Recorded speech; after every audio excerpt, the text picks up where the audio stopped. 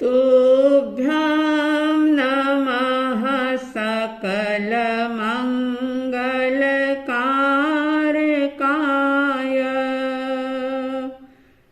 तुभ्यं नमः सकलनिवृत्तिदायकाय।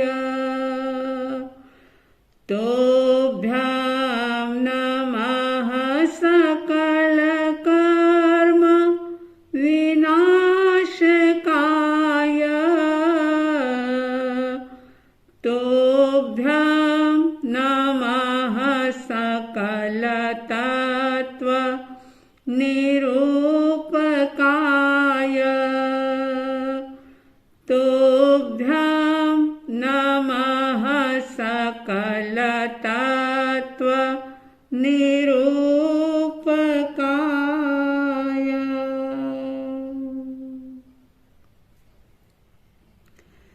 श्रद्धालु जिज्ञासु श्रोताओं, समता षोडशी की छठी गाथा चल रही है, जिसमें सुन रहे थे आप परद्रव्यों का दोष न देखो, क्रोध अग्नि में नहीं जलो,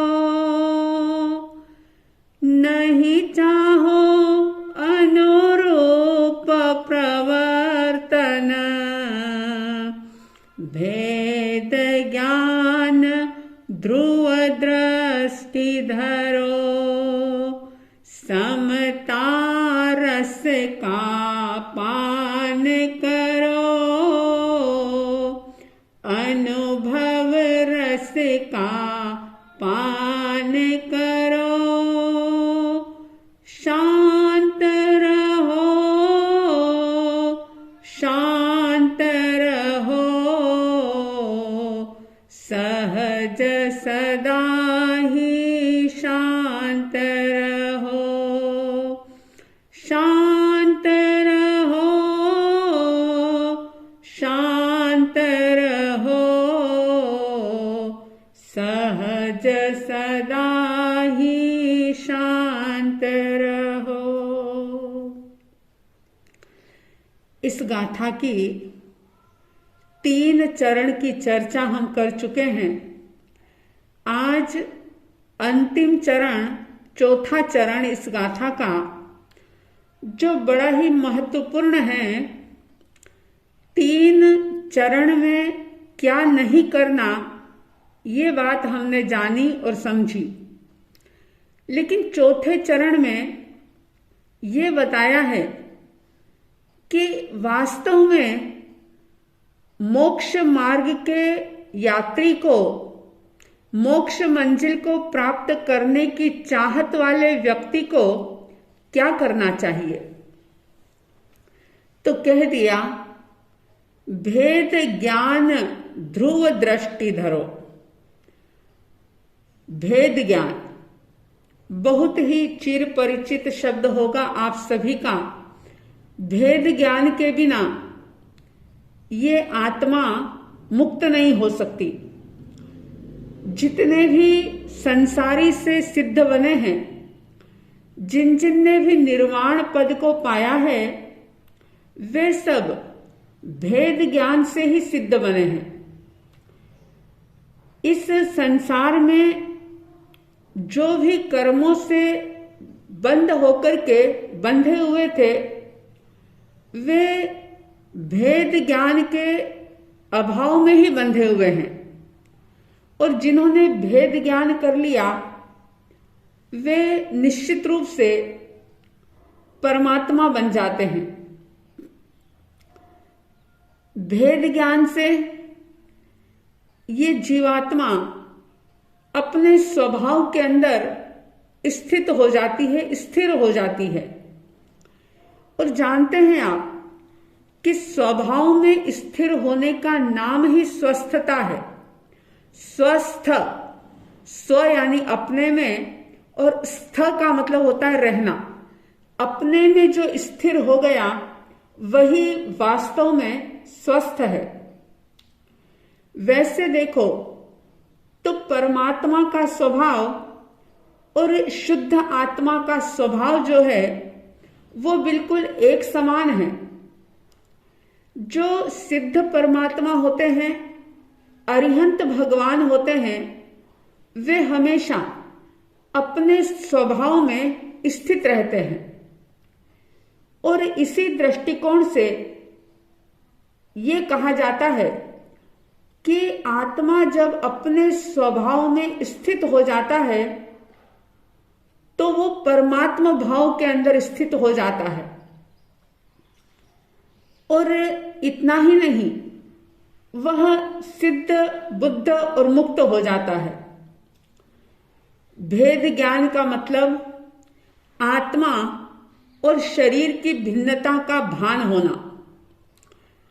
जिनके भेद ज्ञान हो जाता है उसे इस शरीर और आत्मा की भिन्नता का अनुभव हो जाता है। भेद ज्ञान एक ऐसा बीज है कि अगर इसका रोपण हो जाए तो आत्मा में निश्चित रूप से परमात्मा भाव अंकुरित हो जाता है। और न केवल अंकुरित होता है, जैसे बीज बोने पर अंकुरित होता है, पल्लवित होता है, पुष्पित होता है और फलित भी होता है।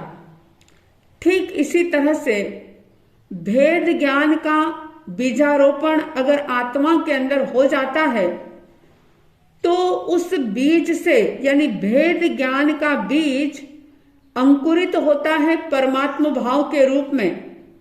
फिर वह पल्लवित होता है, धीरे धीरे पुष्पित होता है, फलित होता है और परमात्मा भाव का एक विशाल, बहुत ही समृद्धशाली ऐसा वृक्ष बन जाता है। यानी कि जीव सिद्ध, बुद्ध और मुक्त हो जाता है। भेद ज्ञान करना बहुत जरूरी है, क्योंकि अनादिकाल से ये जीव शरीर को ही मैं मानता आया है। ये बात निश्चित है कि जब तक जीवन है, शरीर के साथ जीना है, शरीर की आवश्यकताओं की पूर्ति करना है, भोजन, वस्त्र, रहने के लिए स्थान, सारा कुछ, और इस शरीर से जुड़ी हुई सारी ही चीजें, सारे ही रिश्ते नाते, सब कुछ निभाने ही होंगे। लेकिन ये सारा कुछ करते हुए भी भेद ज्ञान तो बहुत आसानी से किया जा सकता है। एक बोध भीतर में जगाया जा सकता है कि शरीर मैं नहीं हूं, लेकिन इस शरीर के अंदर विद्यमान जो एक ज्योति पुंज आत्मा है वही मैं हूं। और इस प्रकार का जब भेद ज्ञान प्रबल होता है तो वही भेद ज्ञान का बीज हमें परमात्मा रूपी फल दे देता है, यानी कि भगवत्ता प्रकट हो जाती है। जैसे अगर किसी पहाड़ पर कोई बिजली गिर जाए तो उस पहाड़ के बहुत सारे टुकड़े हो जाना संभव है। और फिर कोई व्यक्ति अगर चाहे कि मैं इन टुकड़ों को जोड़ करके फिर से पर्वत बना दूं, तो वो शायद संभव नहीं होता। ठीक इसी तरह से अगर इस जीवात्मा में एक बार भेद ज्ञान की विद्युत बिजली अगर बहुत तेज वेग के साथ प्रविष्ट हो जाए, उसके अंदर प्रकट हो जाए, तो शरीर से भिन्नता की जो अनुभूति है, प्रतीति है, जो श्रद्धा है, वो सुदृढ़ हो जाती है। और फिर क्या होता है कि अगर कोई उस शरीर से अभिन्नता करना भी चाहे तो वो कर नहीं पाता, क्योंकि भेद ज्ञान हो जाता है। और फिर ऐसा जीव परमात्मा पद को प्राप्त कर लेता है। और आप जानते हैं कि मुक्ति प्राप्त हो जाने के बाद फिर से जन्म धारण नहीं करना पड़ता, यानी कि जन्म जरा मरण की जो जो भी पीड़ाएं हैं, जो दुख है, उन सब दुखों से मुक्त करने वाला अगर कोई है तो वो भेद ज्ञान है। इसलिए इस छठी गाथा के चौथे चरण में ये बात कही जा रही है कि भेद ज्ञान ध्रुव दृष्टि धरो।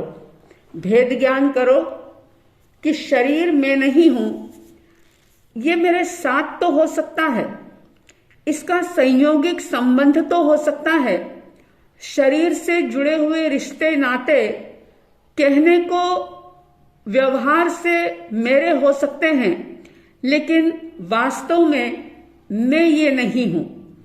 ऐसा भेद ज्ञान अगर कोई शारीरिक व्याधि से पीड़ित व्यक्ति है, बिस्तर में पड़ा हुआ है, कोई शरीर से कमजोर है, चल फिर नहीं सकता, कोई बैठ नहीं सकता, सामयिक स्वाध्याय ध्यान आदि की क्रियाएं करने में उसका शरीर सहयोग नहीं दे रहा हो, लेकिन आप जरा सोचो कि ये भेद ज्ञान का चिंतन तो किसी भी अवस्था में, किसी भी स्थिति में किया जा सकता है, चाहे शरीर बलवान हो, चाहे कमजोर हो, चाहे युवा अवस्था हो, बचपन हो या बुजुर्ग वृद्धावस्था हो। हर स्थिति के अंदर ये भेद ज्ञान किया जा सकता है।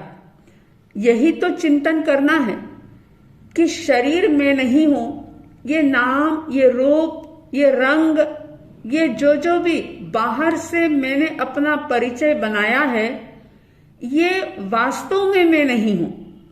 व्यवहार से कहने को यही परिचय कहा जाएगा, लेकिन भीतर में ये बोध रहे कि ये परिचय मेरा टेम्पररी है, लेकिन मैं तो स्थायी ध्रुव तत्व हूं। जब भेद ज्ञान होता है तो भेद ज्ञान ध्रुव दृष्टि धरो।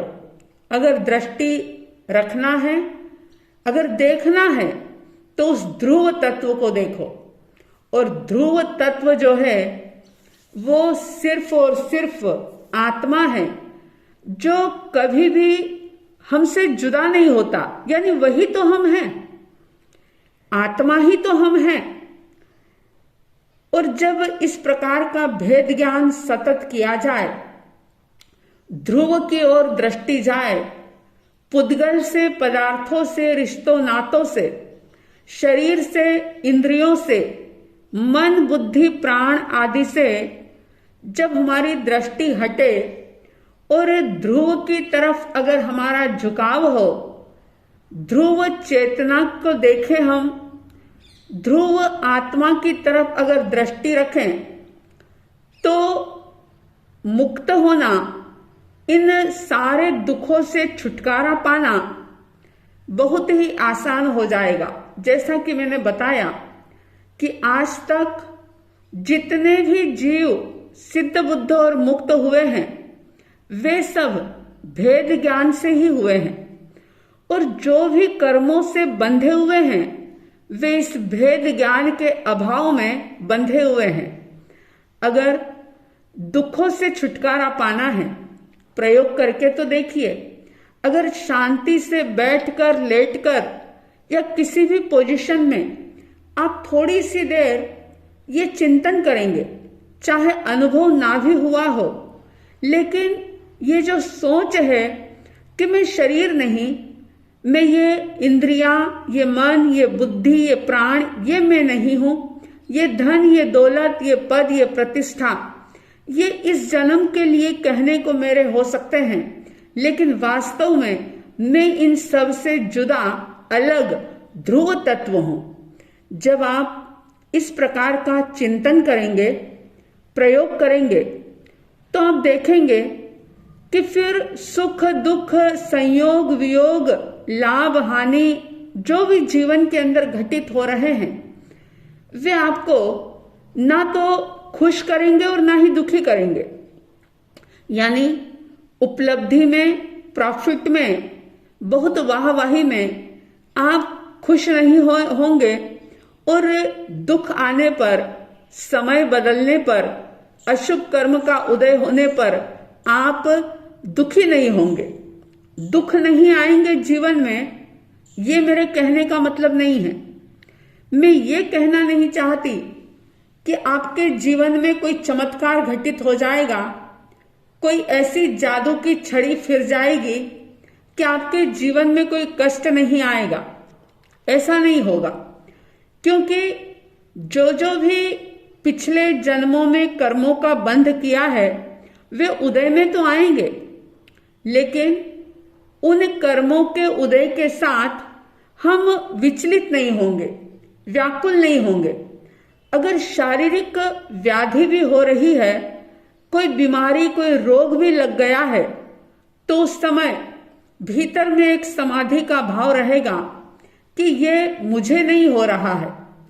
अगर कोई आपको गाली दे रहा है, आपका अपमान कर रहा है, तो आप तुरंत भेद ज्ञान के द्वारा ये समझ जाएंगे कि ये मुझे नहीं कह रहा, क्योंकि जिसे ये कह रहा है वो तो मैं हूं ही नहीं। मैं तो अपने शरीर रूपी पिंजरे के अंदर कैद हूं। इस शरीर रूपी किले के अंदर मैं तो बिल्कुल सुरक्षित बैठा हुआ हूं। और जब ये विचार मन में आएगा तो अपने आप ही गहरी शांति का अनुभव होगा। तो ये चौथा चरण जो कि बहुत महत्वपूर्ण है, ज्ञानियों की आज्ञा है कि हम भेद ज्ञान करें, ध्रुव की तरफ हम दृष्टि धरें। सबके भीतर में भेद ज्ञान करने का एक भाव जागे, अभ्यास हो, पुरुषार्थ हो और ध्रुव की तरफ, आत्मा की तरफ, स्वयं की तरफ झुकाव हो। ऐसी साध्वी द्वय की तरफ से हार्दिक हार्दिक शुभ मंगल भावनाओं के साथ जय प्रभु महावीर, जय गुरु आनंद।